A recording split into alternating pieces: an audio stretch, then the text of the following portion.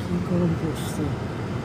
পিকনিকে যেতে চাইছি, তো এতদিন কিন্তু ভালোই ওয়েদার ছিল, যে আজকে আবার প্রচণ্ড গরম পড়ে গেছে।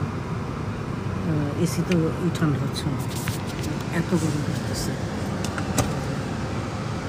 দেখি কতক্ষণ থাকতে পারি, যেই গরম।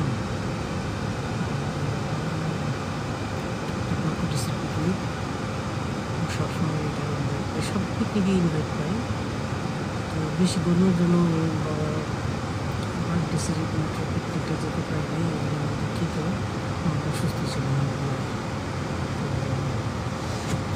আমার জামাই মনে হতে পারে আজকে আমাকে আমাদের চলে যেহেতু তো বাসা করছে, এতদিন আসলে সুযোগ মনে হয় না করবো,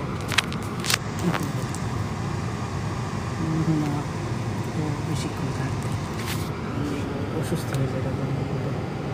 তো দেখি কী হয়, কতক্ষণ থাকে।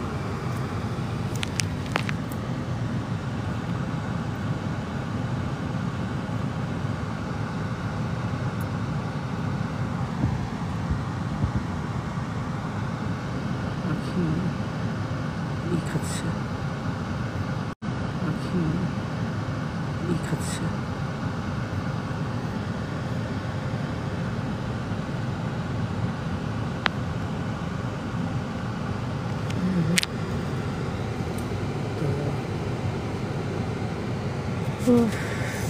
এত গরম কেন আজকে, ভালো লাগতেছে না, বেশ গরম দেখলে অস্থির লাগে।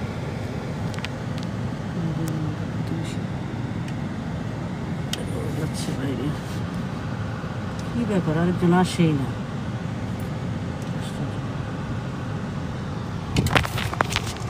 সব সময় লেট করবে, করছে কিন্তু সে করতে মিনিটে খাওয়া দাওয়া করবে, যে কোনো জায়গায় যাওয়ার আগে খেয়ে না ফিরবে, কিন্তু আমি খেয়ে দেবো, এখন খাওয়া দাওয়াটা ঠিক না। তাছাড়া বয়স আছে তো খিদে হবে, ডায়াবেটিস আছে, এসব বিভিন্ন ধরনের অসুখ আছে, কিন্তু খাওয়া করে নিতে হবে।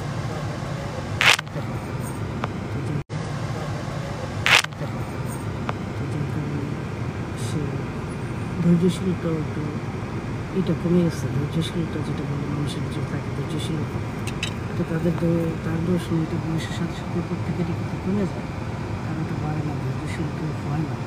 কিন্তু বয়স বাড়তে থাকলে মানুষের ভিতরে মানুষ অনেক অধৈর্যশীল হয়ে যায়। তবে এই যুগে কিন্তু মানুষ এই ইয়াং বয়স থেকেই অধৈর্যশীল, তারা কোনো কিছুর প্রতি স্থির না, এবং কোনোটা নিয়েই তারা সন্তুষ্টি না, তাদের একটা কিছু লাগতেই থাকে। যাক, এটা যার যার ব্যক্তিগত ব্যাপার, না হয় তাদেরকে আল্লাহ বানাইছে এরকম করে, তাদেরও দোষ নেই। আল্লাহ যাকে যেভাবে বানাইছে সে সেভাবে করে, তাই না? আমরা ওদেরকে মানুষের দোষ দিতে লাগবে। হ্যাঁ, সে ধাক্কা খেয়ে শিখবে, সময়ের সাথে সাথে বুঝবে যে তার আসলে কী করলে ভালো হতো, কী করা উচিত।